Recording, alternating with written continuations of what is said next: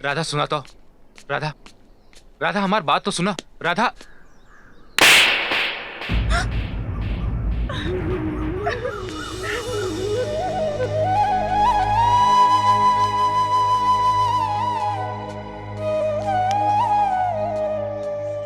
का हो, खेते में खाद पड़ गई? हाँ दादा, 10 बोरी खाद पड़ गई। चलो बहुत अच्छा।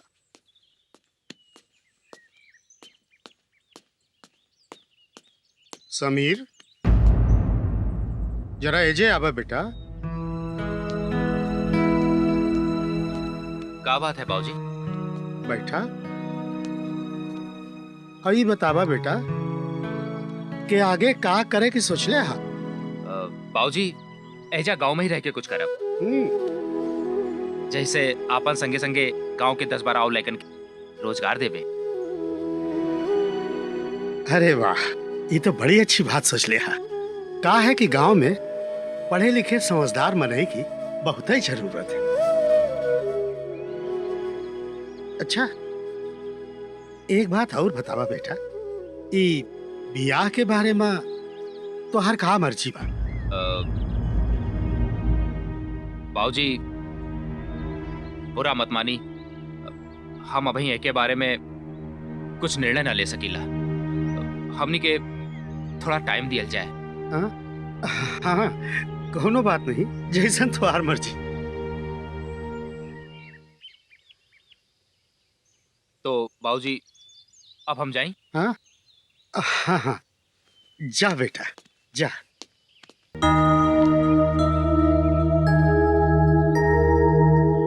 दिग्विजय तो कहत रहले।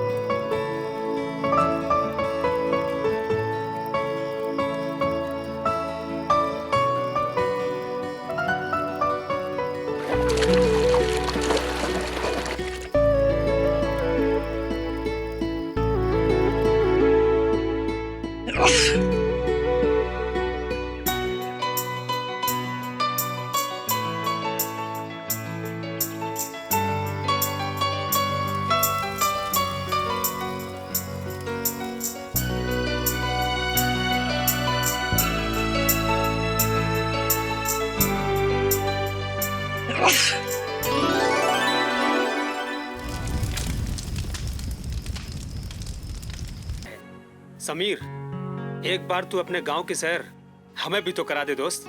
अच्छा चल, कपड़े पहन और बाहर आ जा। चल आजा।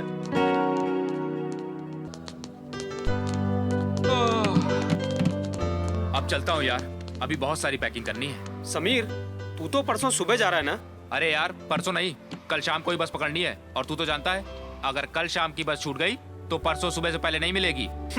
बेचारे को एक दिन और लटकना पड़ जाएगा। अरे यार, भैया को गांव में जाके लड़की जो देखनी है, यहाँ तो तड़प तड़प के मरे जा रहे हैं। अच्छा अब चलें? हाँ चलो। हाँ हाँ चलो चलो चलो।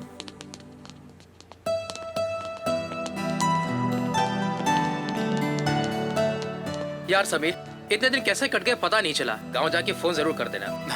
समीर दोस्त, अपना ख्याल जरूर रखना। हाँ।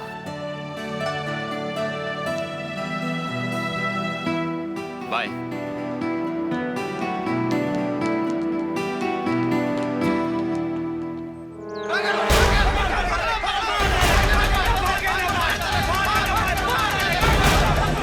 ओम भास्कराय नमः। ओम भास्कराय नमः।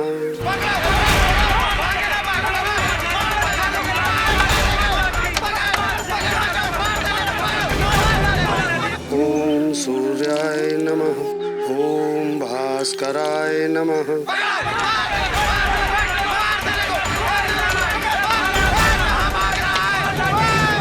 ओम भास्कराय नमः।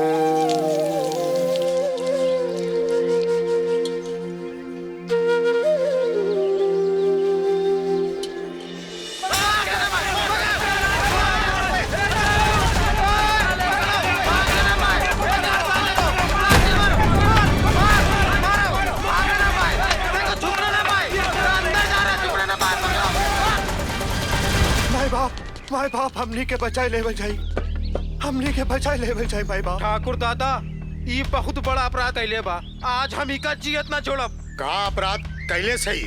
ठाकुर दादा ये बहुत बड़ा अपराध कैले बानी, केसरा के बहन के साथे बलात्कार कैले बाई हरामी। ई के अपराध का एक सजा है, बस मौत।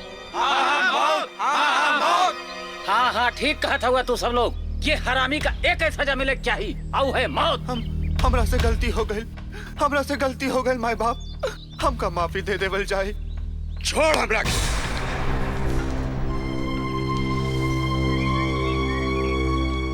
सारा गांव ठाकुर रणविजय सिंह के मान सम्मान ये खातिर ना करेला कि वो बहुत बड़ मनई हुए, बाकी ये खातिर करेला कि वो गांव की भलाई चाहे, हमेशा इंसाफ करेला।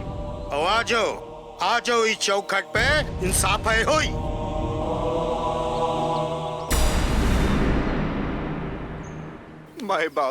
माय बाप बस एक बार माफ कह देवल जाए, एक बार। चुप हरामी कहीं का, तोहरा के माफी नहीं, तोहरा के मौत मिली, मौत। छोटे जी भैया जी। एकरा के माफ कर दो। चल हम तोहरा के जिंदगी बख्शित है, बाकी हमारे को शर्त है, तोहरा के केसर की बहन के साथ विवाह करे का हुई। राउरी का कहा था नहीं दादा? बड़के भैया एकदम सही कहा था मैं। लेकिन भला हम एक नीच जात की लड़की से ब्याह कैसे कह सकेली? जैसे ओकरे इज्जत से खिलवाड़ कैला। शर्त मंजूर है तो बोला, नहीं तो मरे खातिर तैयार हो जा। कह केसर, तोरी बहन का तो एमा कोनो आपत्ति नहीं है? नहीं ठाकुर दादा, यह सारू की जिंदगी पार लगाई। ये हमारा आखिरी फैसला है, बाकी तुम जानो तुम्हार काम। ये लात के भूत बात से नहीं मनी है भैया। ठीक बात माई बाप, हम सुरमी से ब्याह करे खातिर तैयार बानी। अब ले जाई पापी के हमरे चौखट के सामने से। चला जा।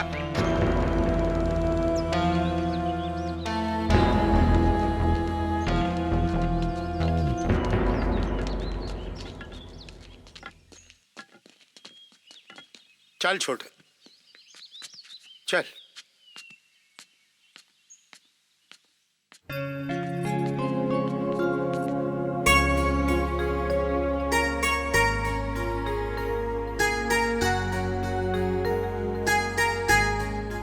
राउर अब गांव समाज की चिंता छोड़ी और घर परिवार की कुछ फिक्र करी।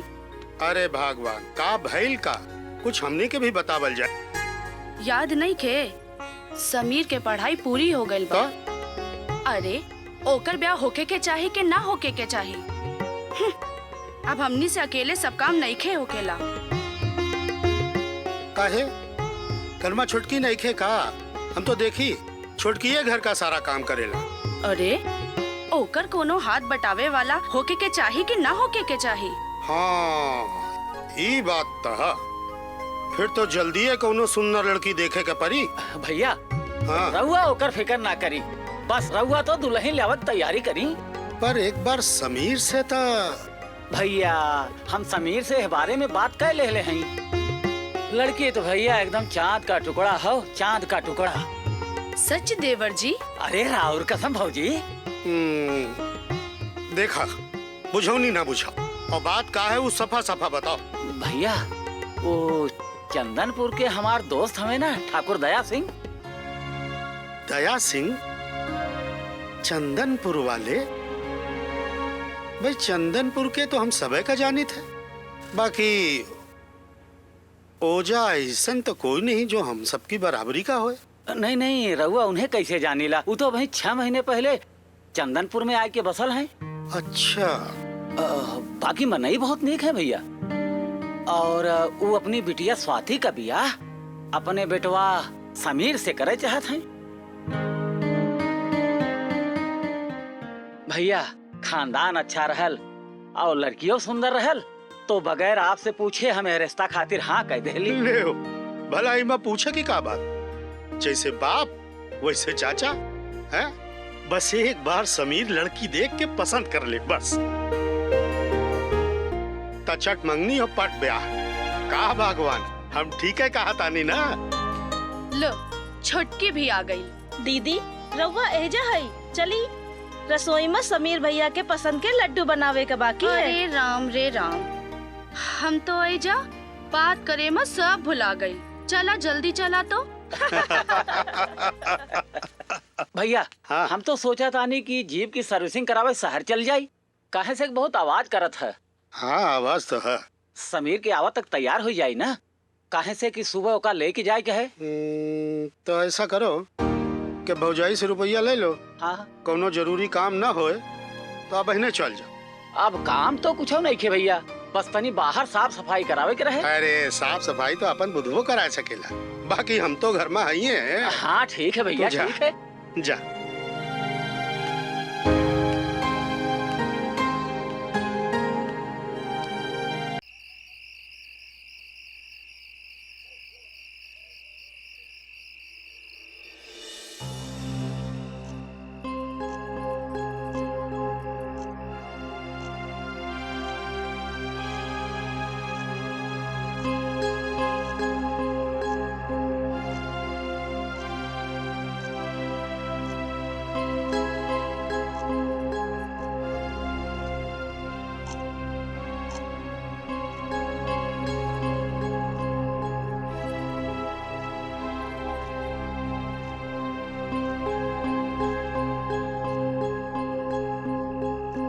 छुटकी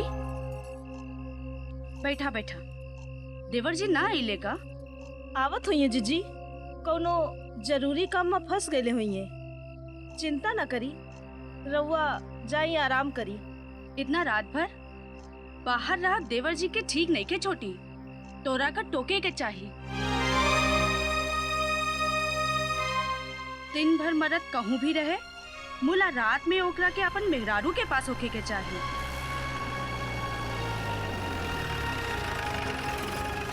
देवर जी आ गई ले, जाके दरवाजा खोल। जी।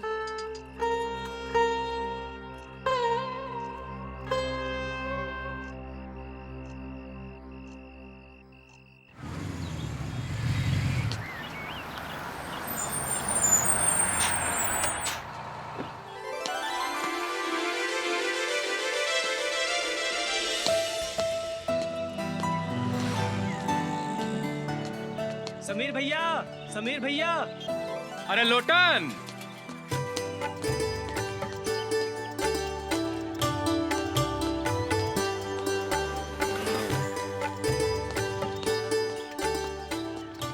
अरे लोटन, चाचा ना आइले का? नहीं भैया, छोटके ठाकुर का कौन जरूरी काम से जाए के पड़ गए। अरे हमरा से जरूरी कोनो काम हो सकेला चाचा के? रउआ के शादी ब्याह है, कोनो बात रहलस। रउआ का चेहरा कैसे खिल गई ब्याह है के नाम सुन के। अच्छा ला चाबी हमनी का दे। तू ये जीप का चलाइए तो ससुरी बैलगाड़ी से बदतर हुई जाइए। ला चला बैठा।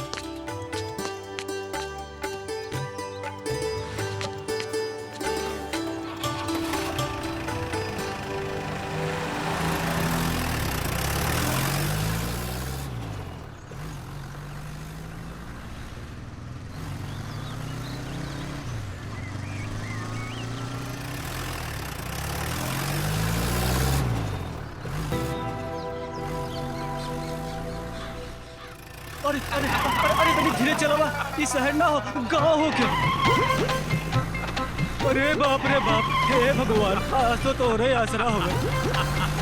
अरे राम राम समीर भैया। राम राम रवई काका, ठीक तो हाँ? रउआ लोगन कृपा है। अरे लोटन, अरे सुना तो, कहाँ जात बाड़ा? ना भैया ना, रउआ जाए, हम पैदल चल जाब। अरे सुना तो। अरे ना भैया, अब हम मरना चाहिए।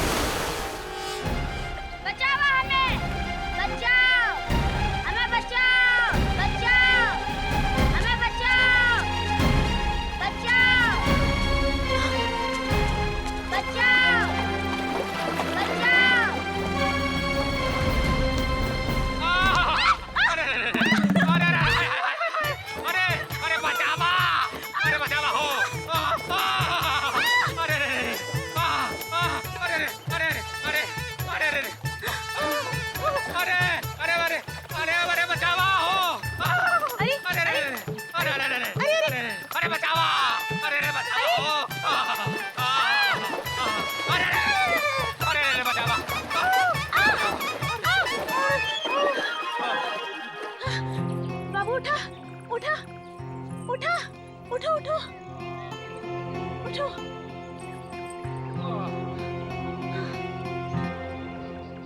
जब रउआ को तैरे नहीं खे आवत तो काहे कूद गईला? जी रवा कूद गईली तो हमाऊ कूद गईली।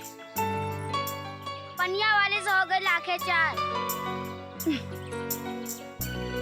अबे तेरी तो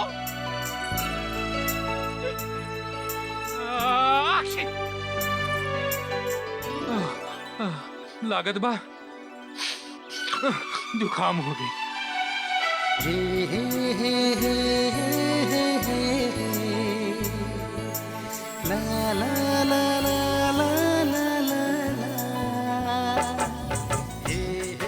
तोहरा से सुंदर भी कुछ हो सकेला।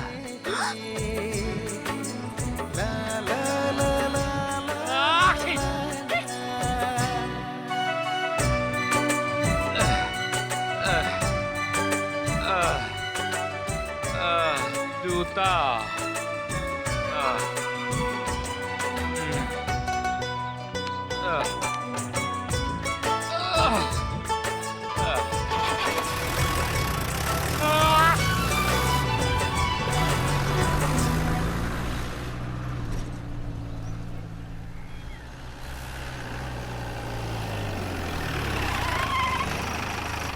ला भैया आ गई हमार शेर।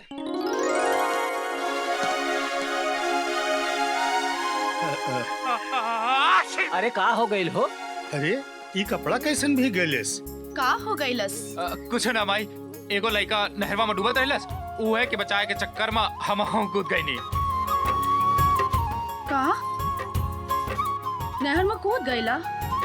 मुला तोरा के तैरे ना आवेला। अरे भाभी शहर में रह के सब सीख गई हुई है। लोटन कहाँ रह गैलेस? हम एजाए भाई ठाकुर, हमार पेट आज कुछ ठीक ना हुआ तो हम अबे दूर हट दूर हट दूर हट।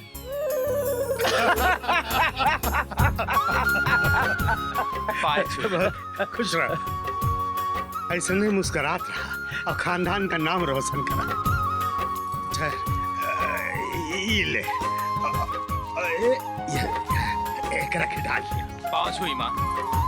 तोहरा के हमार उम्र लग जाए और खूब तरक्की करा। अरे भैया वहीं रहा, हम तो यह कहा कि जियत रहा और मस्त रहा। तोरा से तो बाद में निपटब, बड़ा बिजी रहा था मैं आजकल। अरे भाई तोहरे ही काम से गैल रहली।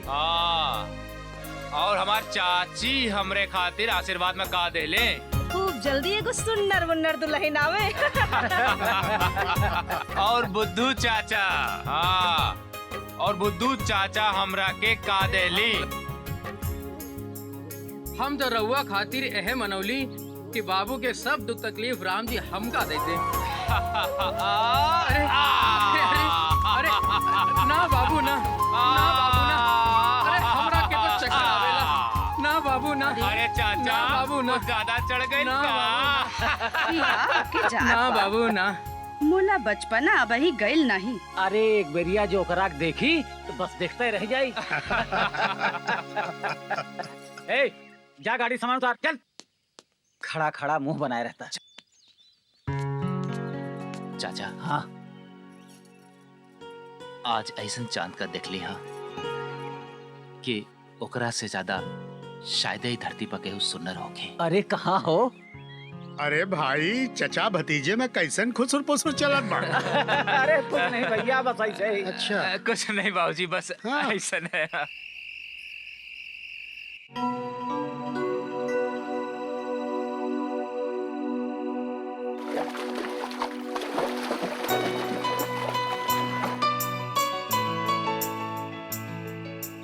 जब रउआ को तैरे नहीं खे आवत तो काहे कूद गईला?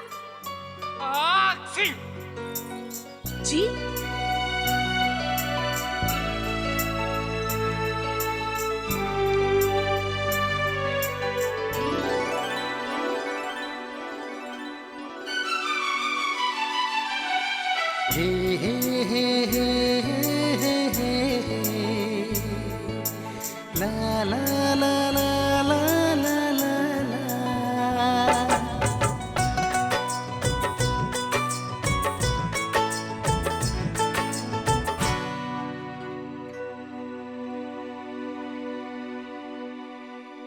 सपना रहलस।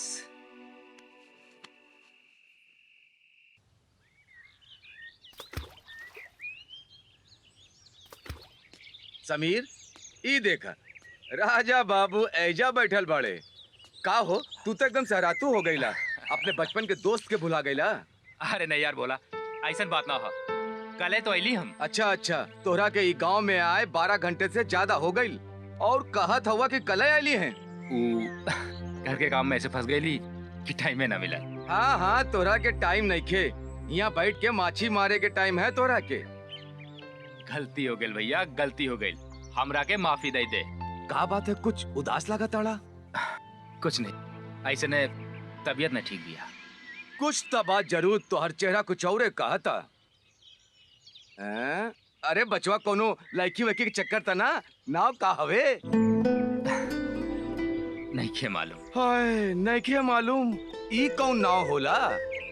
अरे यार, हमरा के ओकर नाम नहीं के मालूम। बस इतना ही मालूम होके कि ये धरती पर ओसे सुनर कोई ना होके, ओही के दम से भोर होके सांझ होके। हाँ, सब वही के दम पे चला था। अरे भाई लोग तनी सुनल जा, हमार दोस्त समीर पगला गइल बा। चुप ससुर, तू पागल हो गल का? तू ससुर हमारा दोस्त हो कि दुश्मन? अरे नहीं, ऐसा कोनो बात नहीं के। तू तो बस हमने के इतना बतावा कि ओकरा से मिलल कहाँ रहला, हम बाकी सब पता कर ले। नहीं के मालूम। अच्छा, नाव नहीं के मालूम, गांव नहीं के मालूम। अरे तो फिर हम ओकरा के खोजब कैसे? गांव की ओर। गांव की ओर? ओहरे गई रहा। अरे ओहरे तो हमरो वाली रहा था, कहीं इक्के पे तो नंबर ना भिड़ा दे ले हवा। का बात करता हुआ? हाँ, बिल्कुल सही बात कहा तानी। भोला, उ बहुत उदास रहल। का उदास रहल? अरे फिर तो उ राधा हैया, हमरे गौरी के सहेली। राधा का ओकरा के जानेला? हाँ, जानीला। चली, हमका अभी गौरी से मिले कहा। अरे तली धीरज रखा। जिन्ने चाचा के बेटवा कल बारात गइल रहा और वहीं पाई हा, ओई जा गौरी से मुलाकात हो सकेला।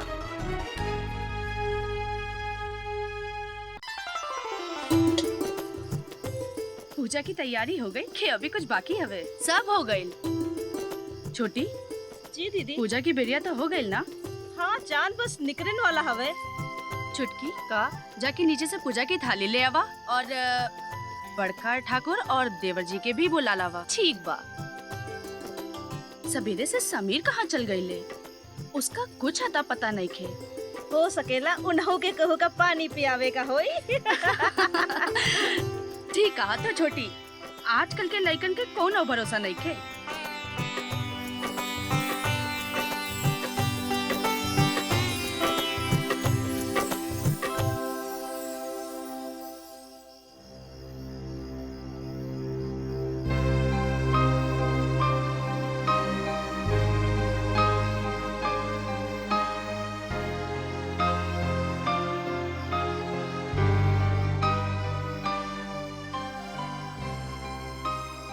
ये तो बहुत अच्छी बात है कि रउआ ओकरा के इतना प्यार करत हो।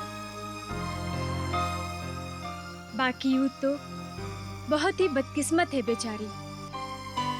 1 साल पहले ही ओकरा माई बाप ओकरा के छोड़ गईले और तब से एहजा ऊ अपन मामा मामी के साथ रहतिया।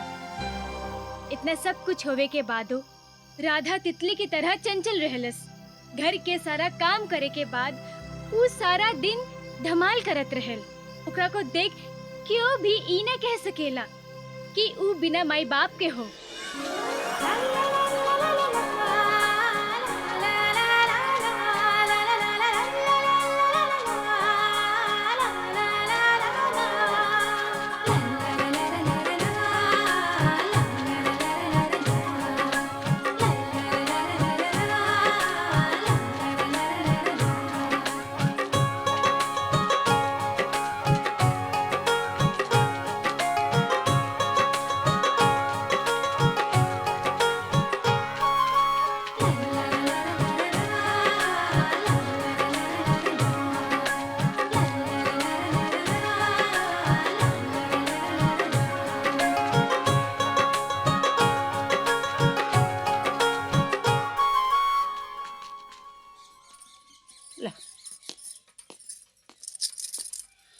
खा ला जा। वो दही के अलमारी में ताला लगाई दिया, नहीं तो आधा दूध है गायब हो जाई। जब से कल मुही घर में आई है तब से दूध तक के चोरी होए लागला।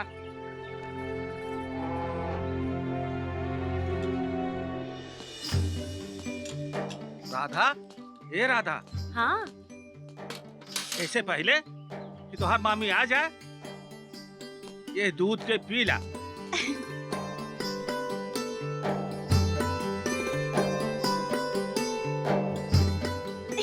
अरे दूध पियते तो तोहरा के मोच आ गई का? ला ई देखा।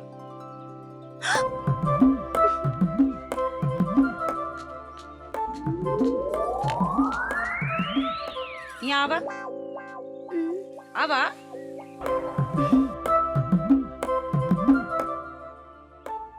अपन मुंह तो खोला तनी से। तोरा के अबहिन मारे के रहा, छोड़े कहीं के। अरे दूध कम ना भइलस, पानी मिला के रख देले हैं। वैसे भी शांति आजकल शुद्ध दूध पियला से पेट में अपच हो जाला।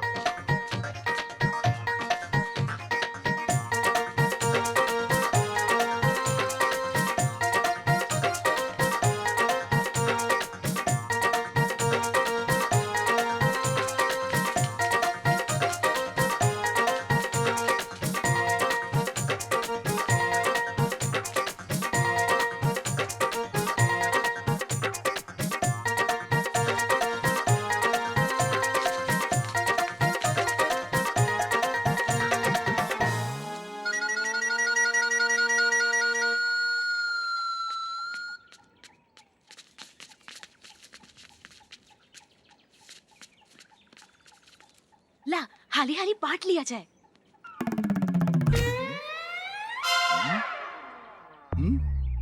लो पूजा तोहार, ला शिवाली तोहार, ला चंदू तोहार। ए दीदी, तू तो हम सबसे ढेर ले हो। अरे चंदू महाराज, मेहनत तभी तोहरे सबसे ढेर कइले बानी। अच्छा तू एक और ले ला। तू याद रखबा कि कौनो रईस से पाला पड़ल रहा।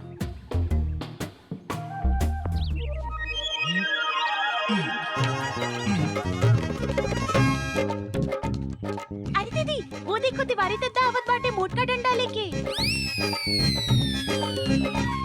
हाँ, अरे बाप रे बाप। हाँ। रुक रुक। रधवा के तो हम नहीं के छोड़ा बाज।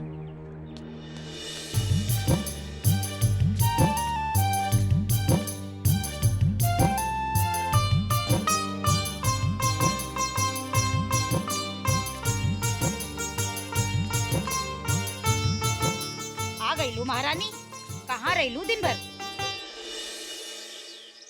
कत्तो नहीं मामी, बस आंवला तोड़े गए रहले। आंवला? कहाँ से तोड़ लू एके? और कहाँ से? तिवारी चाचा के बाग से। बस तू एके चटनी बना दा और दाल चावल के साथ खाए में मजा आ जाए। हाँ, हमरा के बस ये काम रह गल बा। तू चले गांव के आम आंवला तोड़ के लावे और हम चली कबो चटनी पीसी कबो दाली में डाली और केहू ओराहन लेके आवे तो ओहू का सुनी। तू मामा भांजी हमरा के पागल समझ लू है का? आवे ते आज बुढ़ौला का बहुत कपड़े चढ़ा ले बा तोरा के। आज ओहो का बताई बो तोहरा के। अरे अब फिर से कहाँ चललू? एक जरूरी काम याद आ गेल मामी, बस आवतानी।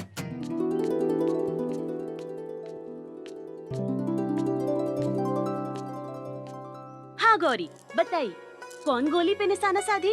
वो लाल वाली पे, पीली वाली पे या काली वाली पे? बोला बोला।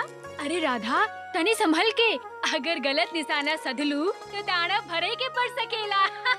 एक गौरी, ई राधा का निशाना हवे, एकदम अर्जुन के जैसे, एकदम वैसन, समझ लो। का भइल मुन्ना, काहे रो बतानी? कुछ नहीं दीदी, वो लाला भैया की दुकनिया में छे, डिबिया में छे टॉफी निकाल ले, लाला भैया ने हमका चांटा मार ले। का? वो लाला की इतनी हिम्मत? वो भूल गवा कि तू राधा के गैंग के हवे। चलो वानर सेना, आज वो लाला का देख लिया जाए। चलो वानर सेना, चलो।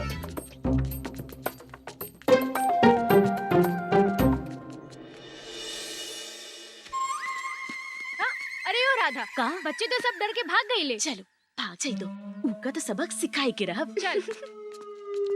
सेठ जी, का है? 100 ग्राम जीरा, 100 ग्राम हल्दी, 100 ग्राम नमक, 100 ग्राम मेथी, 100 ग्राम और अरे बस मेरी नानी, पहले इतना तो तोलन दे।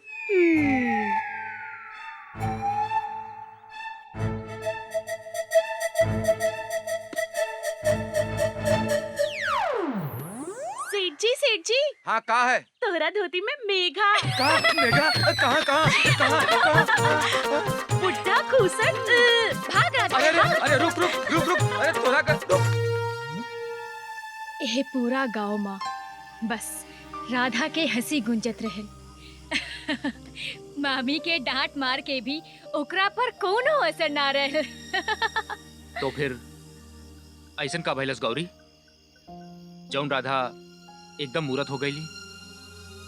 ई तो हमहू न जानेला। हाँ, एक रात हम और राधा कमलापुर गांव में नौटंकी देखे गए रहली। गांव में बहुत मनई अपन टोली बनाई के गए रहलस। हाँ, हमनी के अच्छी तरह याद है कि वो रात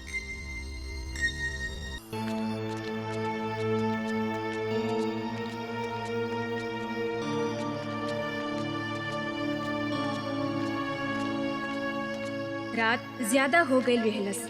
हम लोगन बहुत तेजी से घर ओरी आवत रहली। हमार घर पहले पड़त था तो हम अपन घर के मुड़ गईली।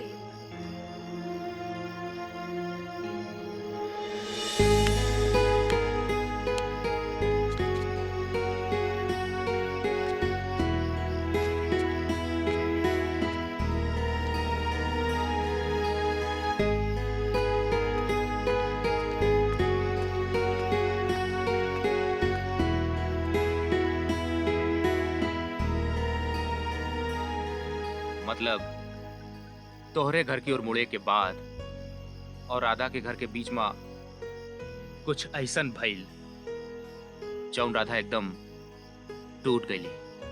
मुला भइल का? पर ई बात ते सिर्फ राधा बता सकीला। तू कभो राधा से बारे में कुछ ना पूछलू? हम तो ओकरा से पूछ के थक गई नी। मुला ऊ आज तक हमनी के एह बारे में कुछो न बतौलस।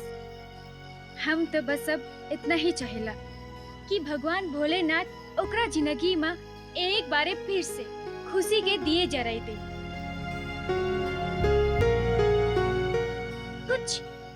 कुछ ऐसा हो जाए कि वो पहले की तरह हंसे लागे, बोले लागे। ई हमार तोरा से वादा बा गौरी, हम एक बार फिर से राधा की जिंदगी में बाहर लाई। एकरा के लिए हमका जौन कीमत चुकाए का पड़ी हम चुकाई। काहे कि अब राधा हमार जिंदगी, हमार प्यारा।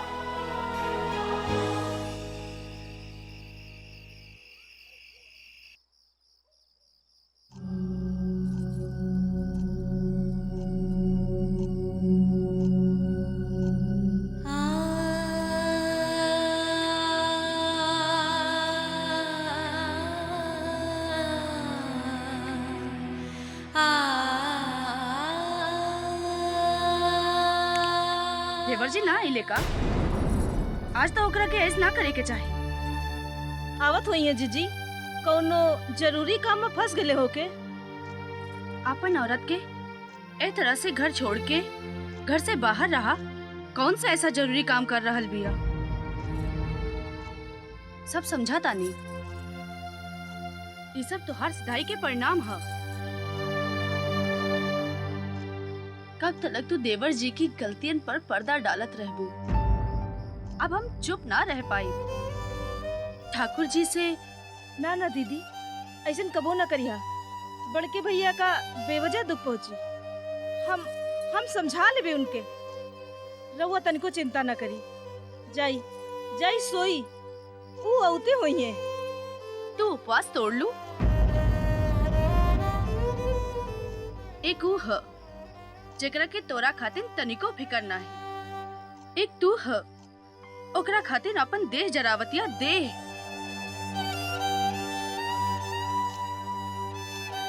रात के 12 बज रहल बा।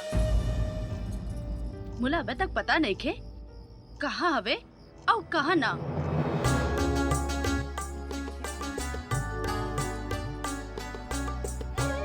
हाय जान।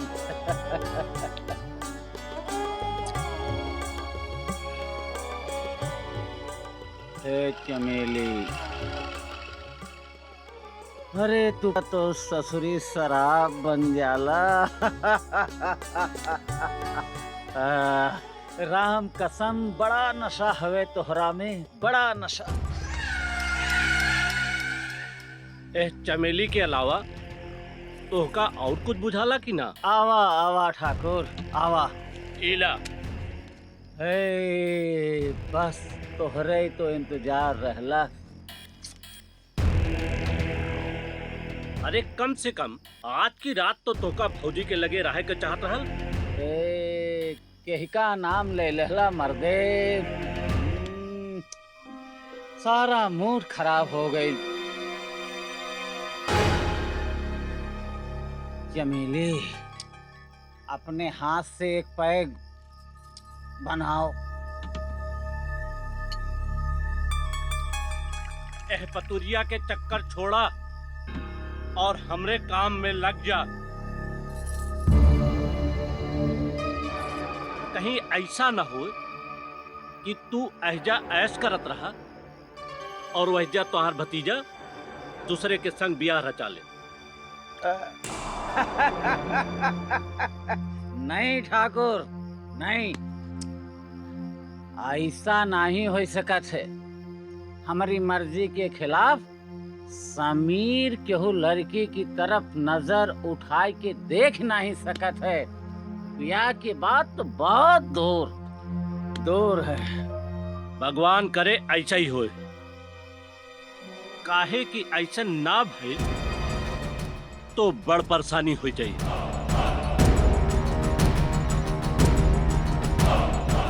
तो अच्छी तरह से जानेला कि हमारा नाम है दया सिंह और बिस्तर। पाप भी जिकरा के आगे दया की भीख मांगेला।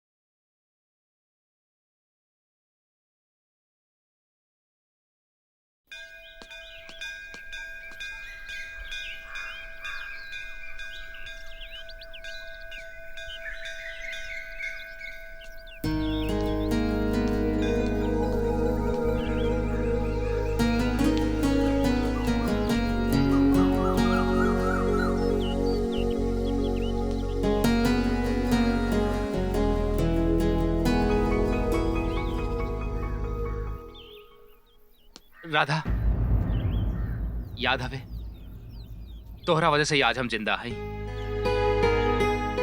बड़ा एहसान है तोरा हमरा पे। जब से हम तोरा के दिखले हैं समझ में नहीं आवत का हो गइल बिया। बार बार तोहार सुनर चेहरा हमरी आँख के सामने छा जाती है।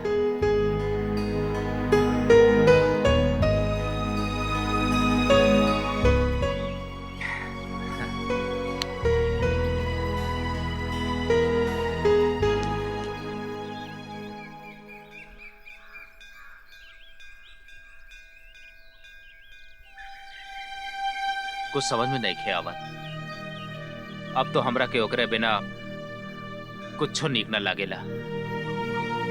बोला ऊ है कि हमार बातें न सुनेली। हम समझत बानी तोहार परेशानी। मुला राधा के मन में का तोरे खातिर प्यार हवे भी कि ना? हमार दिल कहला बोला कि राधा भी हमरा से उतना ही प्यार करेला जितना कि हम उसे करेली।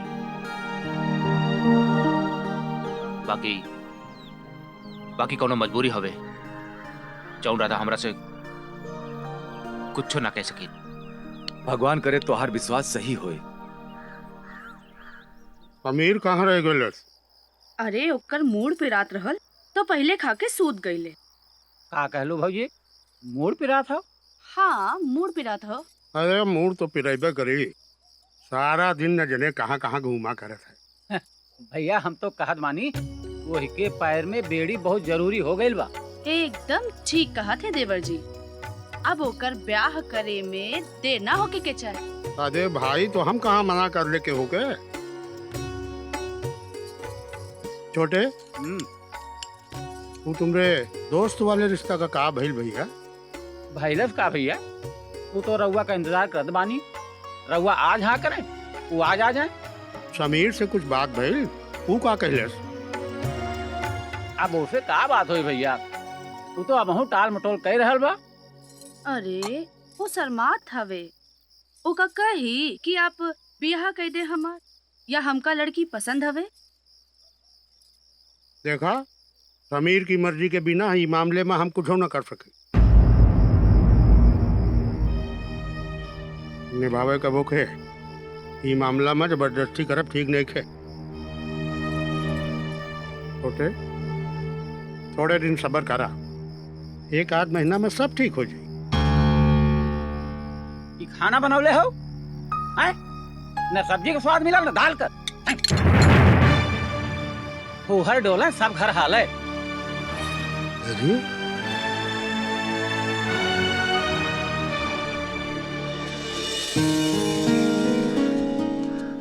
राधा राधा हमार बात सुना। राधा एक बार हमार बात सुन ले राधा। राधा तोहरे मन में का है हम ना बुझली। मुला हमरे मन में तो बस तोहरे सूरत बस गईल बा और ऐसन बस गईल कि हम अपन सूरत तक भूल गईली। राधा हमरा के तोहरा से प्यार हो गईल बा। राधा राधा सुना तो। राधा राधा हमार बात तो सुना। राधा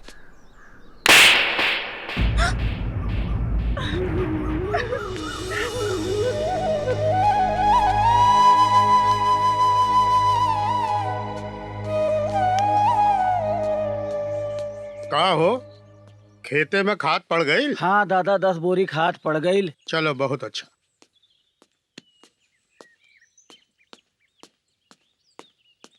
समीर जरा एजे आवा बेटा। का बात है बाबूजी? बैठा। अभी बतावा बेटा के आगे का करे की सोच ले? हा बाबूजी ऐजा गांव में ही रह के कुछ करब। जैसे आपन संगे संगे गांव के 10-12 और लड़कन के रोजगार देवे। अरे वाह ये तो बड़ी अच्छी बात सोच ले। हा का है कि गांव में पढ़े लिखे समझदार मनई की बहुत ही जरूरत है। अच्छा एक बात और बतावा बेटा, ई बियाह के बारे में तो हर का मर्जी बा? बाबूजी बुरा मत मानी, हम अभी एक के बारे में कुछ निर्णय ना ले सकीला। हमनी के थोड़ा टाइम दिया जाए। हाँ हाँ कोनो बात नहीं, जैसन तुम्हार मर्जी। तो बाबूजी अब हम जाएं? हाँ हाँ हाँ जा बेटा जा।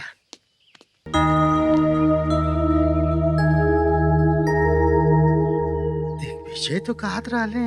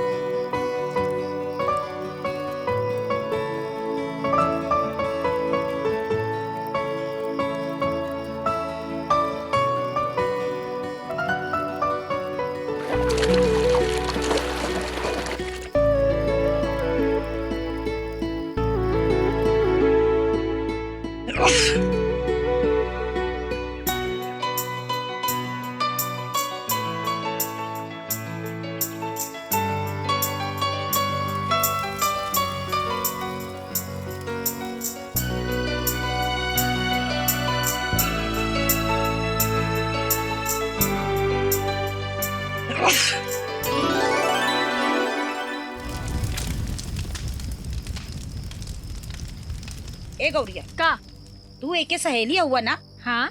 तो समझाऊ तू का है ना एके काम की ना काज की ढाई माना नाच की कमचोटी एक नंबर की हुए। मामी हम समझाई देवे, तुम परेशान ना हो। अपना दिन से देखा था का समझावत हूँ। अरे सुनत नहीं के का कल मुही और तोहार दुपट्टा जलत हुए। का हो गइल बा राधा तोहरा के? हाँ तोहरा दुपट्टा में आग पकड़ लेलस और तोहरो को कोनो खबर नहीं खे? अरे मरे के रहा तो नहरी में जाके मरी। एजा मर के हम सबके जेल भिजवावे के अच्छा जतन कइलू तू। अपना तो बच गईली। हे राम हमार इतना महंगा दुपट्टा फूट डालिस कल मुही। ओए राम मेरे जैया का करी।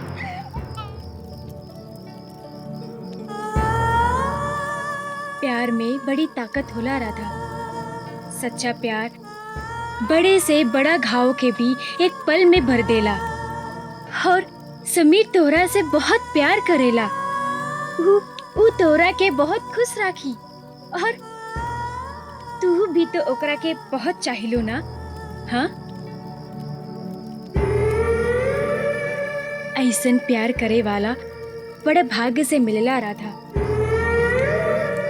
देर न कर और अपन एगो नई जिंदगी की शुरुआत करा। हाँ राधा हाँ।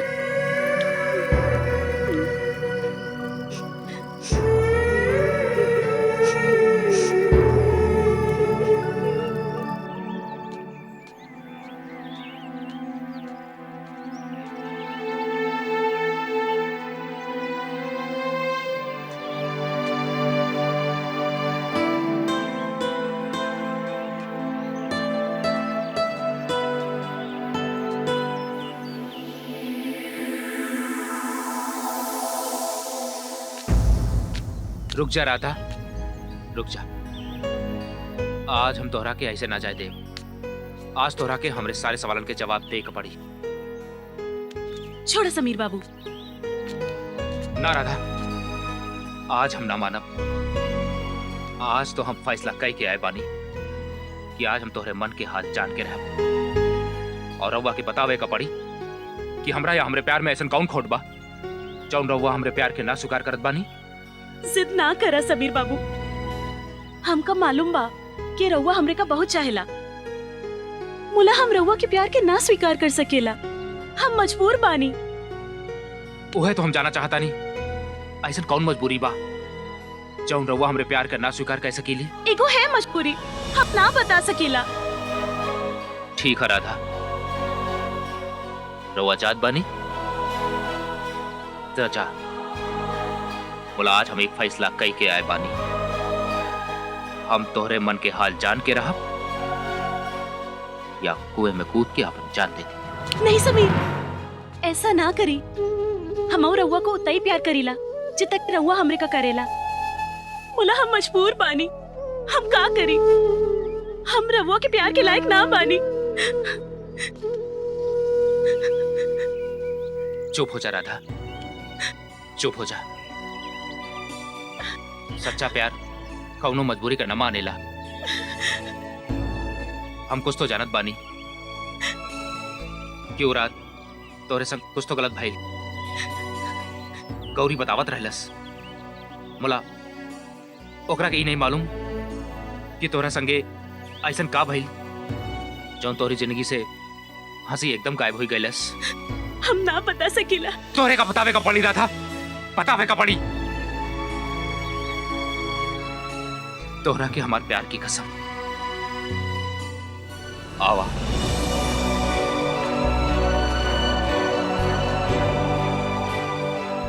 बतावा राधा, बतावा। ऊ रात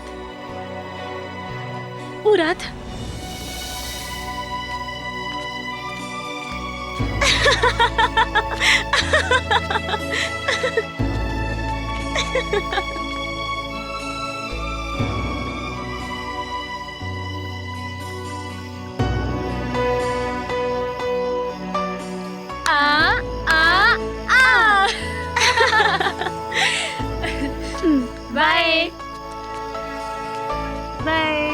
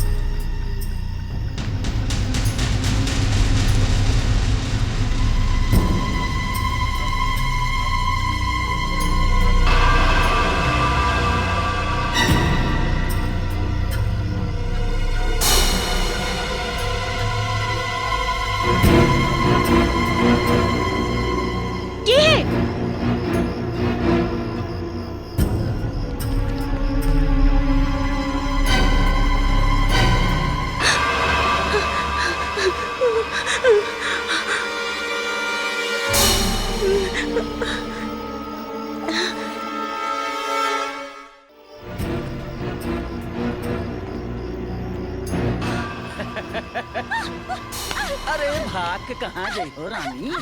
चुप चुप चुप चुप।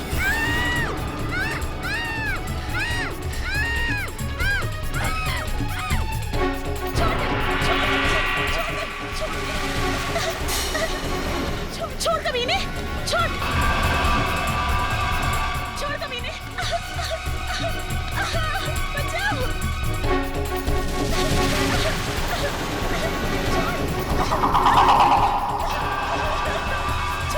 छोड़ दो मुझे, छोड़, बचाओ, छोड़ कमीने, छोड़।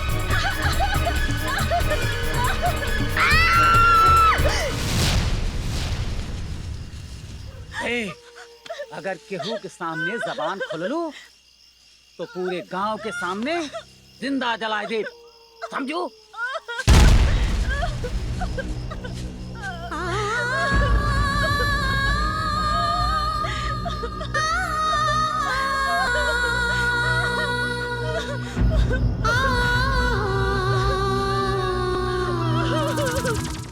ई जे हम कहा तानी कि हम रहुआ के लायक ना बानी।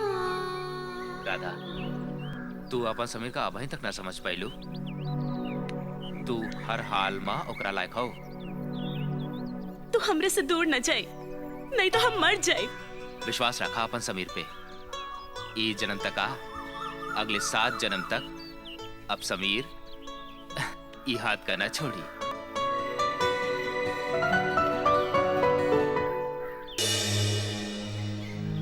तू हमरा के वो राक्षस के नाम बताए थे बस। तोहरा आंख से बहे एक एक आंसू के कीमत चुकाए कपड़ी वो हरामी के। हमके उनके नाम नहीं मालूम, बाकी हम देख के पहचान सकीला।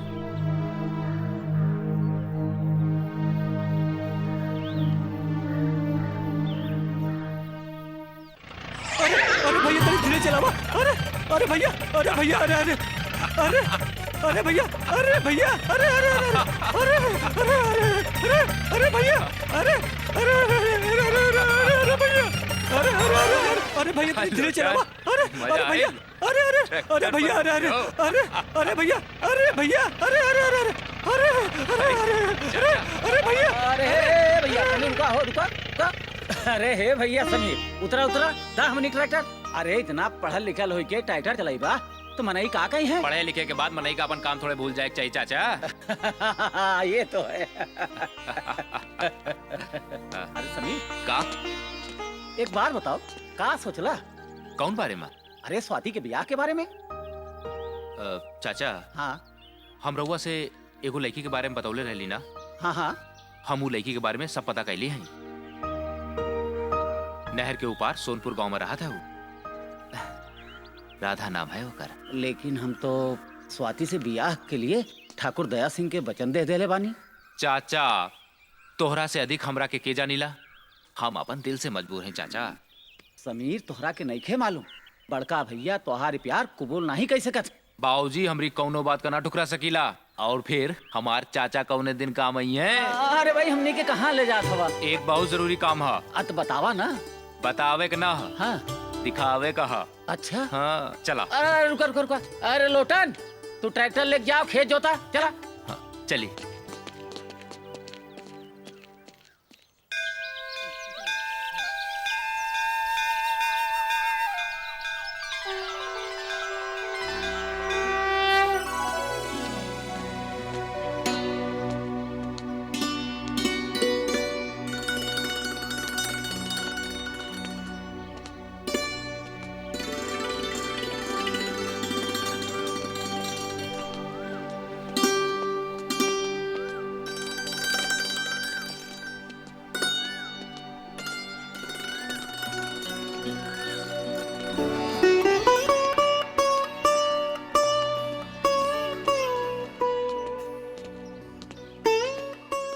राधा, ई हमार चाचा हवे।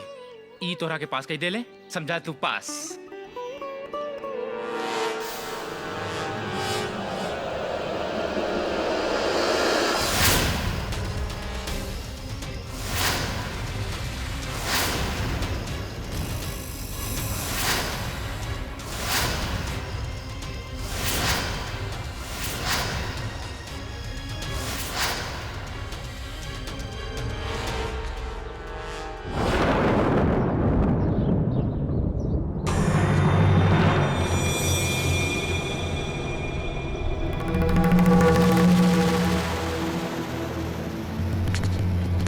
का भाई राधा, का भाई राधा, राधा, राधा, तू चाचा के देख के बेहोश काहे हो गेल बिया?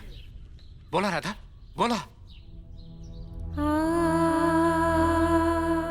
ऊ इहे राक्षस हो जौन तोहार राधा संगे बलात्कार कैलस। ई तो कहत बिया राधा, तोहरे पहचाने में कोनो गलती हो गेल बिया। हम ऊ राक्षस के चेहरा कैसे भूल सकीला समीर, कैसे भूल सकीला? बोला हमार चाचा ऐसा काम कैसे कह सकेला? ठीक से याद करा राधा, तोहरे पहचाने में कोनो गलती हो गई बिया। ठीक से याद करा। तोहर चच्चा हवे तो काई पाप ना कर सकेला। मुला हमी का धोखा हो गई। ऊ तो ठाकुर हवे, इज्जतदार ठाकुर। ऊ भला ही नीच काम कैसे कर सकेला? मुला ठाकुर बाबू, राधा ऊ दरिंदा का चेहरा कबो न भूल सकेला, कबो न भूल सकेला। राधा, रुका राधा, हमरा बात सुना राधा।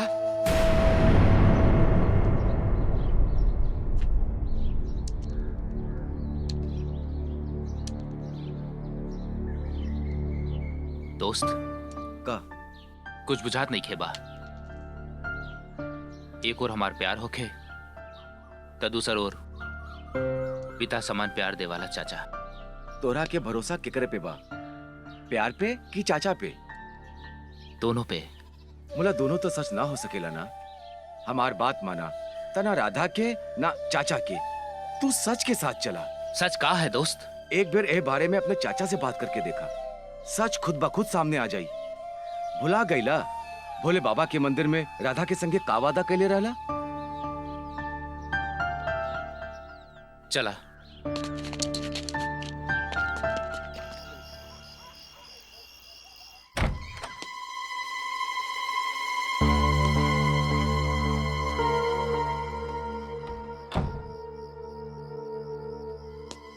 का बात है समीर, इतनी रात में कैसे? ऐसा ने रउआ से जरूरी बात करे कहा। तो खड़ा काहे हो? बैठा बैठा। तोहरा से एगो बात पूछा चाहता नहीं। अरे एगो काहे, दूगो पूछा। बैठा बैठा। ऐसे ना चाचा, ऐसे ना। हमरा सर पर हाथ रखकर बोला, तू जो कहिबा सच कहिबा। अरे हम अपने बेटवा समीर के सर पे हाथ रख के कसम खात बानी कि जो कुछ कहा सच कहा। कमलापुर गांव में चमेली के नाच देखे तू कब गईला रहा? तारीख तो ठीक से याद नहीं खे, मुला साल भर हो गई हुई।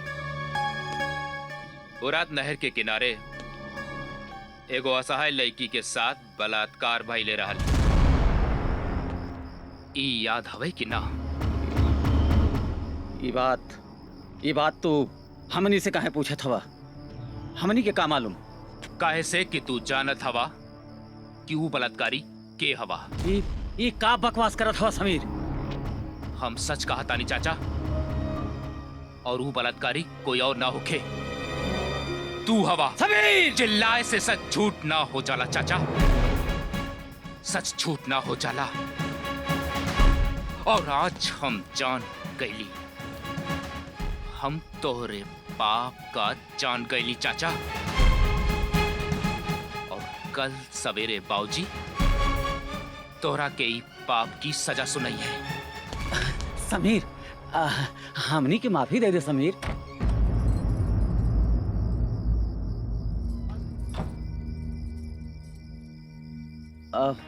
दरअसल उ रात हमनी से ई पाप जानबूझ के ना भइल रहल। उ हम शराब के नशे में हमनी के माफ कर दे समीर, हमरा के माफ कर दे। अरे तू कहा तो हम उ लड़कियों से माफी मांग सकीला। मुला बड़ के भैया से कुछ मत कहिया, कुछ मत कहिया। हम सपने में भी ना सोच सकीला चाचा कि हमार भाई, हमार दोस्त, हमार बाप नियन चाचा इतना बड़ा पाप कह सकेला। वाह रे ठाकुर साहब वाह, तू तो हमारी सोच से भी अधिक नीच निकला। सरिता सरिता हम तोहरा से भी माफी मांगत बानी। तोहरे साथ बहुत जुल्म कइले बानी, हमरा के माफ कर दे। बड़के भैया से कुछ न बोलिया, कुछ न बोलिया। माफी? माफी शब्द का मतलब वो जाने ला ठाकुर साहब?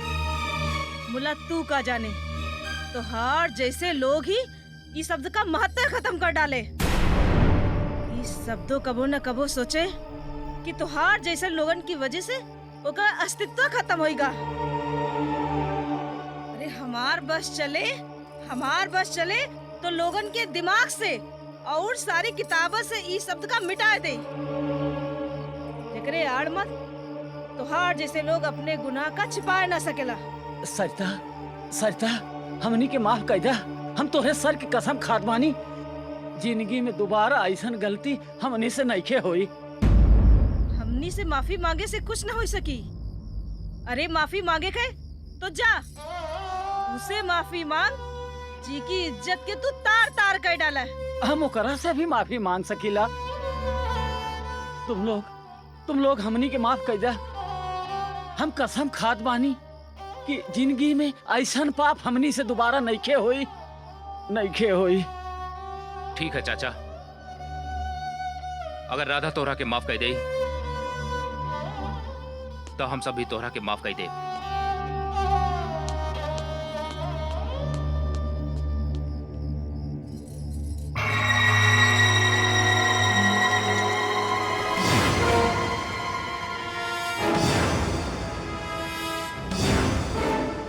सांप के बच्चा सपोला ही होला।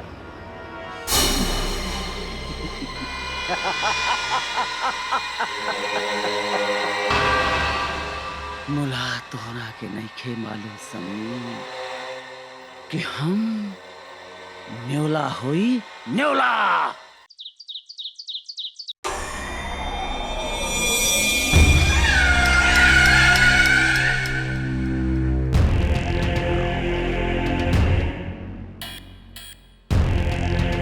तो तू का चाहत हुआ? कुछ नहीं ठाकुर, वो दो कौड़ी के लड़की के संभाल ला बस। तू समझा तोहारी काम हो गए। तू तो अच्छी तरह से जानेला कि हमारा नाम है दया सिंह उर्फ बिस्तर। बाप भी चिकरा के आगे दया की भीख मांगेला। और हाँ, हमार काम ना भूलिया, ना ही तो हमरा को क्यों ना संभाल पाई। नहीं ठाकुर, तो ये काम करा, समझा तुम्हार काम। राधा हमारी बात सुना राधा। हमरे चाचा का माफ कर दे, वरना हमरे खानदान की वर्षों की इज्जत माटी में मिल जाए। राधा बात करब बहुत आसान हो, मुला निभाओ बहुत कठिन। राधा इस सपने में भी ना चाहिला कि उखरा वजह से तुहार परिवार की खुशी में कमी आ जाए। आज से राधा भूल जाए कि उकरा जिंदगी में समीर भी आल रहा। रुक जा राधा, हमरा के छोड़ के ना जा राधा। हम तोहरे बिना ना जी सकब राधा, हम तोहरे बिना ना जी सकब।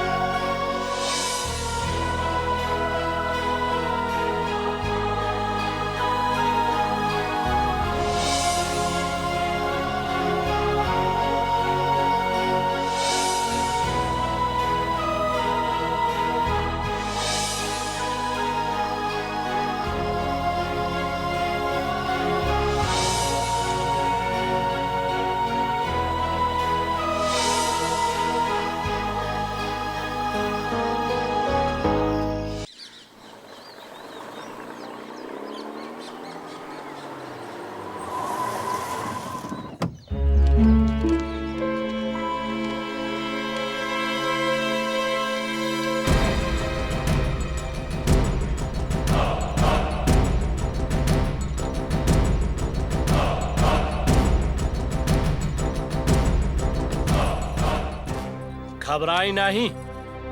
हम बताओ थे कि हम के है। दया सिंह नाम है हमार। दया सिंह उर्फ पिस्धर। पाप भी जिकरा के आगे दया की भीख मांगेला। तोहरे घरे लक्ष्मी की बरसात करे आए बानी।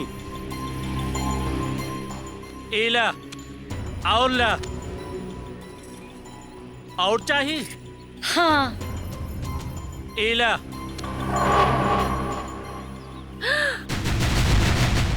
ये सब तोहार हो जाई। बाकी तोहरा के हमार एक दो काम करे के पड़ी। एगो का दुगो काम बताई। कल सवेरे राधा का लइके एहजा से गायब हो जाइए। और हाँ, ओकरा से कहिया कि समीर के भूल जाए, ना ही तो तोहरे पूरे परिवार का काट के नहरी में बहा दे। समझ लो कि नहीं?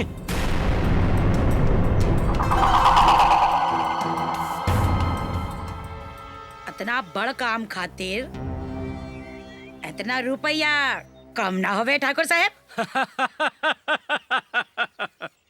स्मार्ट मामी।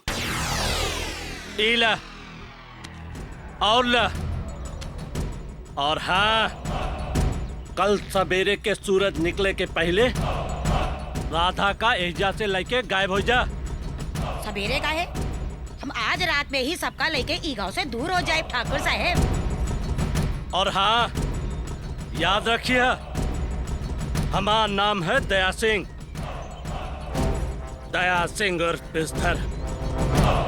पाप भी चक्रा के आगे दया की भीख मांगेला।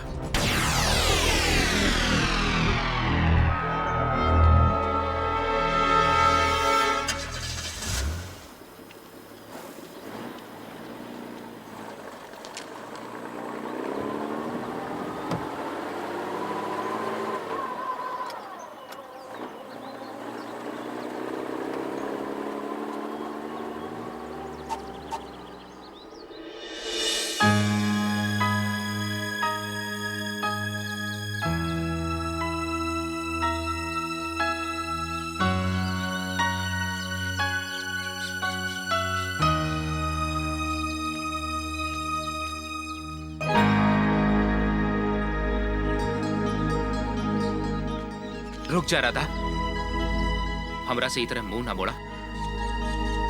हम तोहरे बिना जी ना पाऊ। और फिर गलती तो हमार चाचा कैले हवा। उनकर गलती की सजा हमरा की काहे राधा? अगर तू कहा तो चाचा तोरा पैर पकड़कर तोरा से माफी मांगे का तैयार हवे। उनकरा के माफ कह दे राधा, माफ कह दे। ये हमार तोहार जिंदगी के सवाल बिया। वाह समीर बाबू, वाह। तोहार चाचा इतना बड़ा पाप कइलन, हमार पूरा जिंदगी बर्बाद कई दिन, और तू कहा था कि हम ओकरा का माफ कई दे। हाँ, केहू सच कहेला कि एक औरत के दर्द एक औरत समझ सकेला, कोनो मर्द नहीं। फिर ओकरा बाप हो, भाई हो, या ओकरा के चाहे वाला। हमरा के गलत मत समझा राधा। तोहरे और तोहरे इज्जत से बढ़कर हमरे लिए कुछ और ना हवे।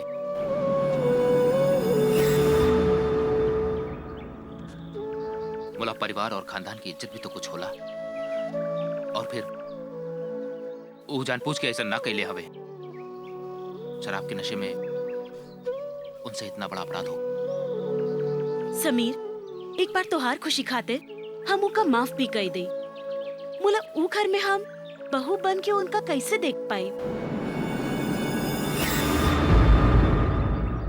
साल भर जौन हमरे आंख से आंसू बहिलस, जब जब हमनी के याद आई, हम आपन से और तोहरा से आंख न मिला पाऊ। तू हमरा का भूल जा। यही में हमार और तोहार दोनों परिवार का भलाई बा। हम परिवार की भलाई के बारे में तो ना बता सकीला। मुला हमार भलाई तोहरा के छोड़े में नहीं, तोहरा से मिले में बा। तोहरा संगे जिंदगी बिताए में बा, संगे जिए मरे में बा।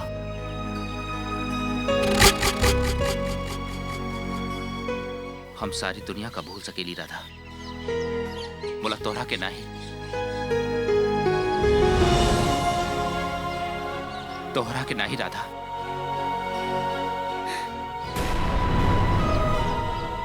अरे मामा जी, अच्छा भइल रहुआ एजे मिल गई। रहुआ से मिला ई वही फरिश्ता है जिकरा वजह से तोहार राधा का नवा जिंदगी मिलल बा। चाचा इज्जत लूटेला और भतीजा जिंदगी बचावे। खूब भल मनई बानी रहूंगा लोग। बाबुओ साहब बड़ा भल मनई हमार। ई का कहा था मामा जी? ठीक कहत बानी। ये कैसन तोहरा प्यार के फरिश्ता हवे जवन की तोहरा के हिसाब भी ना दिला सकेला। तू चला हमरे संगे। आज हमने की देखे की बिया ये गांव में भगवान के बाद जेकर दर्जा हवे कितना बड़ा इंसाफ का पुजारी हवे। तू चल हमरे संगे। मामा जी, चाचा के महापाप के माफी रउआ से मांगा तानी। हमरा पर विश्वास ना होके तो चाचा रउआ से माफी मांग ले हैं। एक बार मामा जी, सिर्फ एक बार हमरे चाचा का सुधरे का मौका देवल जाए। तू बड़ा भोला बड़ा छोटे ठाकुर। तू अपने चाचा के वहीं तक ना समझ पावला। दो मुहा साफ होके जितना इधर से उतना उधर से होके। राधा, राधा, काबिल गौरी।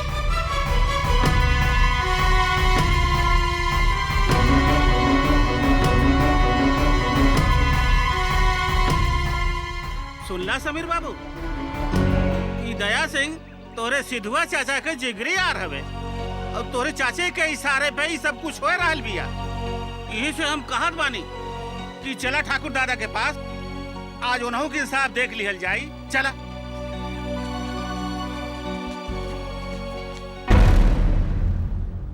तू कहा था साल भर पहले ठाकुर दिग्विजय सिंह पूरी भौजी राधा के संगे बलात्कार कैलिन और मुंह खोले पर जान से मारे की धमकी देलिन।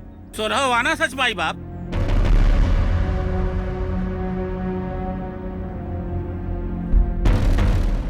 तोरे संगे बलात्कार करे वाला दिग्विजय ही रहल। दिग्विजय का तू पहचान सकेलू? वो आदमी को तो हम मरत दम तक ना भूल सकीला। माई बाप याद रखी, आज तक ये चौखट पे इंसाफ है भइल बिया। अब वही कुछ दिन पहले सुरेश का सजा रहूंगे देले रानी। आज जो इस चौखट पे इंसाफ है होला राम प्रसाद, भरोसा राखी। छोटे छोटे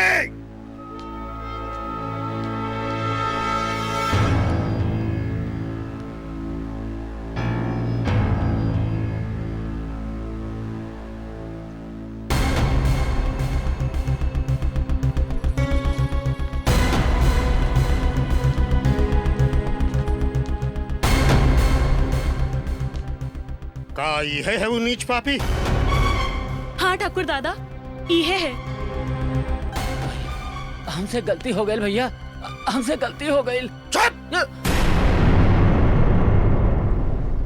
ये गलती नहीं, महापाप हो। तेरे महापाप के चलते सारे गांव के सामने हमारे चेहरा पे कालिक पोत दे। ठाकुर खानदान के मान सम्मान के माटी में मिलाए के तू कहा था गलती है। हम रउआ से माफी मांगत बानी, दोबारा हमसे ये गलती नहीं क्यों है भैया, नहीं क्यों हुई। दूर हट।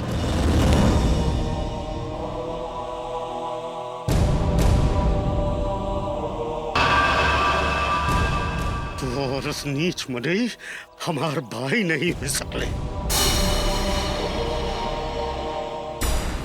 तोरे जैसे पापी के लिए हमरे इंसाफ माँ ये कई सजा बा है मौत।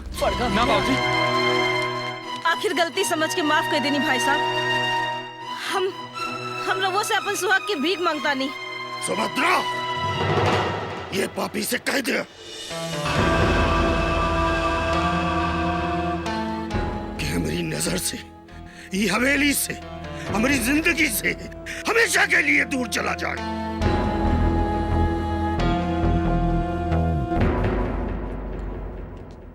हमारी नजर में यहाँ से मर गई बाबूजी अजय के ऐसे हमदर्दी होए ओ ई के साथे जा सकेला।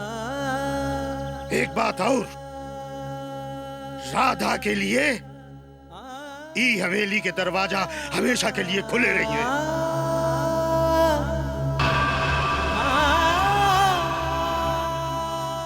वो जैसे चाहे वैसे रह सकेला।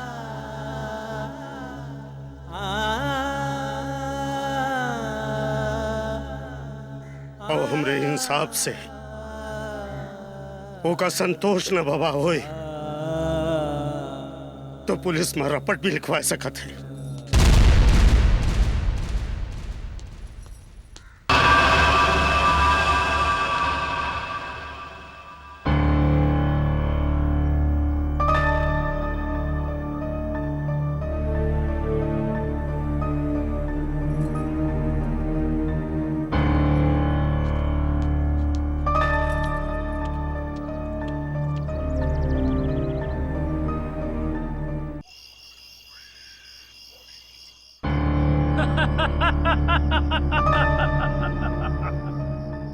अरे तू तो ससुर एकदम बुड़बक हुआ बुड़बक। ओ ठाकुर रणविजय सिंह तोहरा का दूध में पड़ी मक्खी नियन निकाल के बाहर फेंक देले और तू कुछ ना समझ पाइला। हमनी के सब समझबा ठाकुर, सब समझबा। मुला हम अपन हिस्सा ऐसे नहीं खे छोड़ा। अरे ठाकुर रणविजय सिंह का एकर बहुत बड़ी कीमत चुकावे का पड़ी, बहुत बड़ी कीमत। अरे चुप, तोरा औकात का है? तू रणविजय सिंह के कुकुर रहला कुकुर, अब एक तरह से आजाद हो गईला। वैसे तो यह दया सिंह में रच्चो दया ना होखे, पर अपन कुकुर पे हरदम में दया रखेला।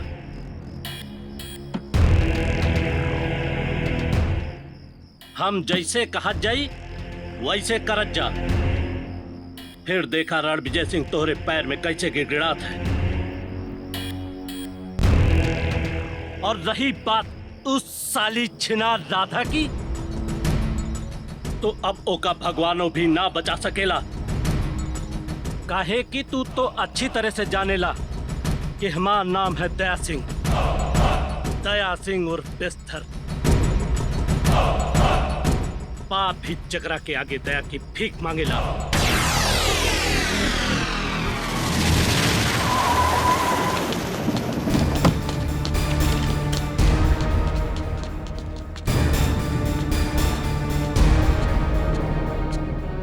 अरे हमरा की कहाँ ले जाता हुआ? अरे दादा छोड़। अरे कहाँ ले जाता हुआ? कहाँ ले जाता हुआ?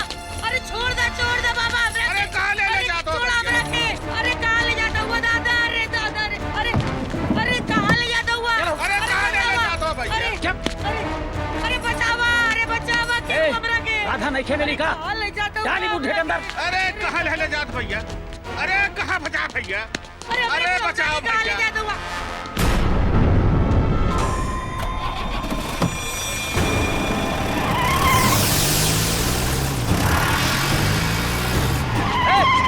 पकड़ इसे, पकड़।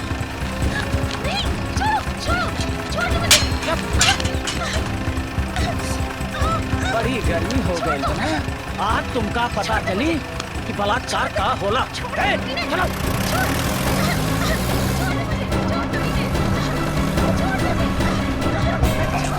अरे छोड़ा, अरे हम कहा था नहीं छोड़ना। गाड़ी रोको, गाड़ी रोको। अरे बिटिया छोड़ा, फेंक दो बुढ़िया, छोड़ा। फेंक दो। अरे दादा, अरे छोड़े हमरा। अरे दादा देखा था, अपनी बिटिया के ले जाता है। अरे क्यों बचावा अपनी बिटिया के ले जाता है? अरे क्यों तो बचावा? अरे सुना तारे क्यों बचावा? अरे दैया क्यों बचावा? अरे दैया।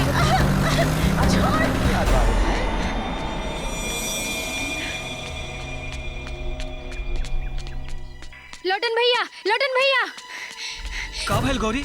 जल्दी से जाके समीर बाबू के बताई दा कि दया सिंह और छोटे ठाकुर मामा मामी और राधा के जबरदस्ती उठाई के ले गई ला। हाँ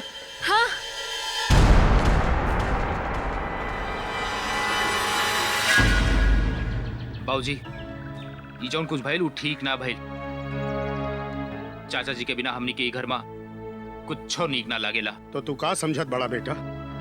ओकरा के घर से निकाल के हम बड़ा खुश है। अरे ओके हम तोरा से कम ना जाने ला। बाकी अब वो है हमें अपन दुश्मन माने बैठा है तो हम का करें? हम माने ली कि देवर जी बहुत बड़ गलती करे हवे। मुझे डर है हम लोगन के व्यवहार से वो और ना बिगड़ जाए। तो इस डर के मारे हम अपने बाप रणबीर प्रताप सिंह की चौखट पर इंसाफ के लिए आवे वालन के साथ ना इंसाफी ना कर सकेला।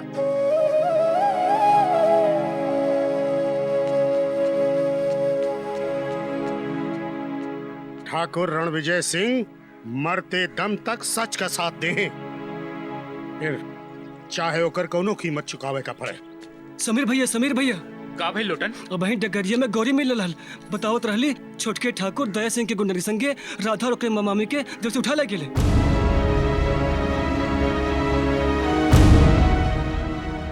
चला भोला चला।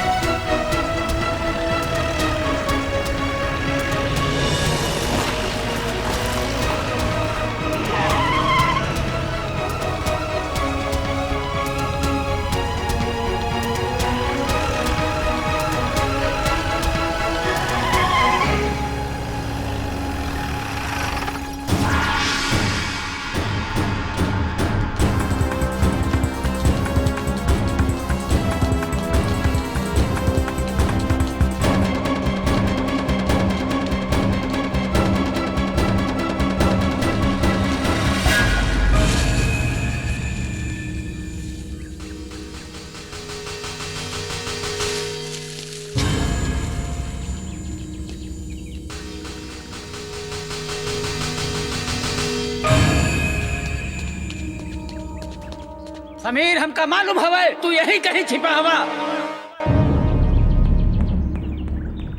लेकिन तोहरा के नइखे मालूम कि आज तोहार मौत तोहरा के यहिजा खींच लाइल बा।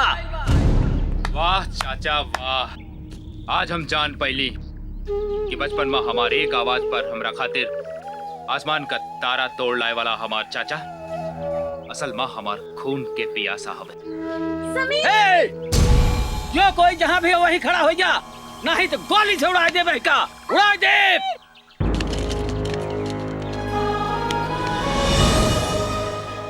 ले जा, बांध हरामी का, ले जा।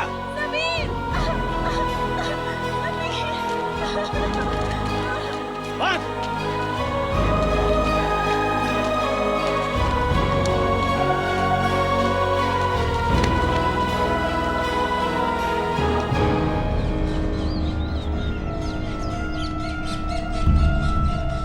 का करेगा रे हरामी? अरे तोर बाप तो हमार सब कुछ पहले ले अब तय का लेबे। तोहरे बाप की वजह से हमार बाप ठाकुर रणबीर सिंह हमका जिंदगी भर निकम्मा समझ ले और हमारे हिस्से की जमीन जायदाद भी तोहरे बाप के नाम कह दे और हमका एक एक रुपया खातिर तसौले। हमें सुधारक ढोंग तो देखा, हमार बिया उ जाहिल गंवार से बगैर हमारी मर्जी के कराए दे ले। छोटे तोहर जिंदगी और नरक बन जाए। अरे अपने बेटवा के मुंह से कुछ निकले से पहले सब कुछ लावेला। मुला हमसे हमका कभो अपनी छाती से लगाए के ना पूछ लेन कि छोटे तू का चाहत हवा। अरे हम कुकुर की नाई तोहरे बाप महतारी के आगे दुम हिलावत रहली कि हमरा ऊपर तरस खाए के कुछ जमीन जायदाद हमरा के नाम कह दे हैं, लेकिन नहीं ये दुई कौड़ी की लौंडिया की वजह से सब खराब हो गई, सब बर्बाद हो गई। एक रात एकरे साथ मौज मस्ती का कैले कि बुढ़वा हमारे ऊपर बंदूक तान दे ले। इंसाफ करे बड़ा भूत सवार रहल ना।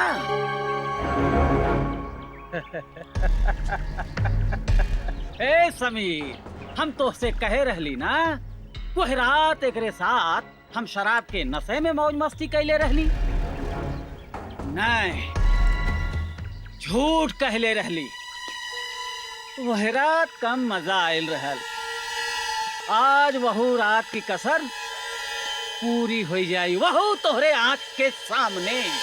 चाचा, हम कहा था नहीं राधा के छोड़ दे चाचा।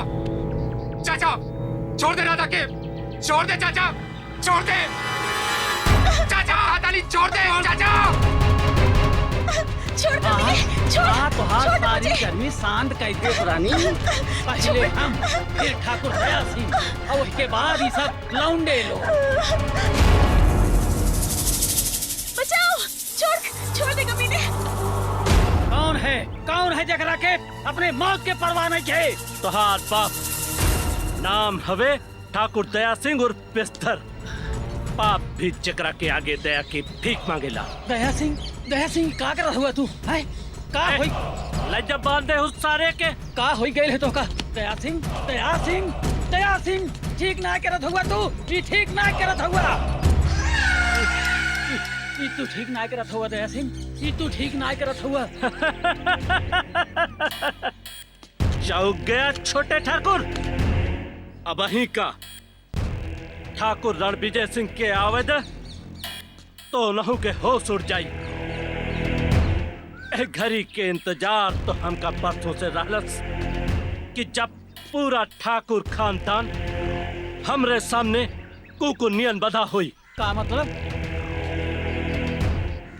बहुत पुरान हिसाब लेवे के बाद तोहरे बड़के भैया से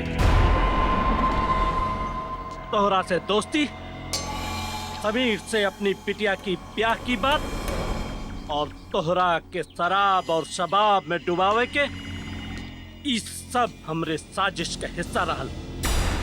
चला, जब तक बड़े ठाकुर ना आवत हुए तब तक राधा डार्लिंग का मजा ले लिहल जाए।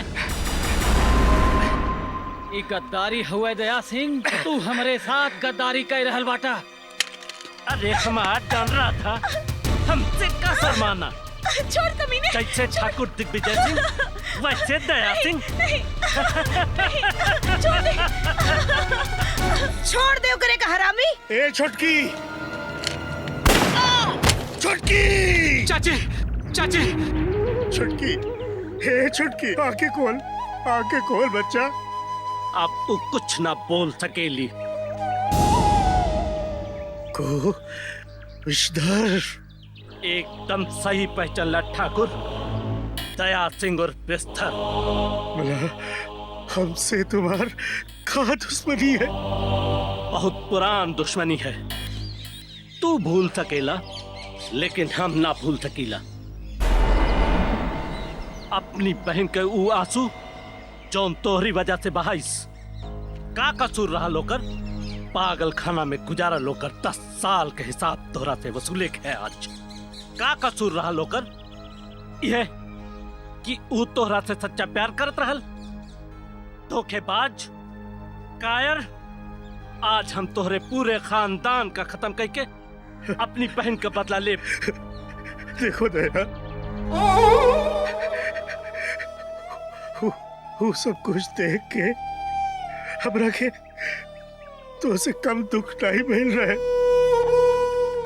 बोला हमारो मजबूरी रहे। अगर हम अपने बाबूजी का कहा न मानते, उनके खिलाफ जाते तो बहुत बड़ा अनर्थ हो जाते। अनर्थ? एकरा से बड़ा अनर्थ का हो कि हमार बहन तुहार नाव ले ले के पागल खाना में तिल तिल के मर गई। बाबूजी, हट! तोहर हिम्मत कैसे हुई हमारे बाबूजी का हाथ लगाई? दया सिंह, आज हम तोहरा के नहीं छोड़ा।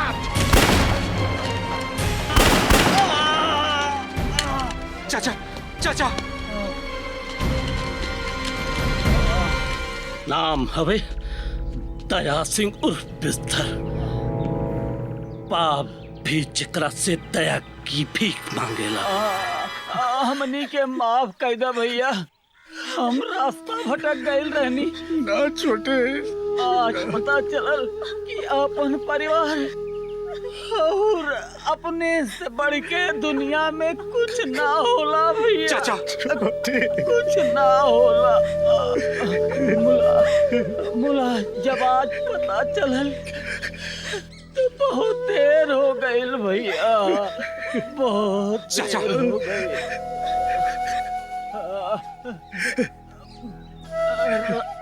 राधा, हम और हमार पाप तो तोरा से माफी के लायक नहीं खे। हो सके तो हमरा के माफ कर दिहल जाए, हमरा के माफ कर दिहल जाए। चाचा चाचा चाचा छोटे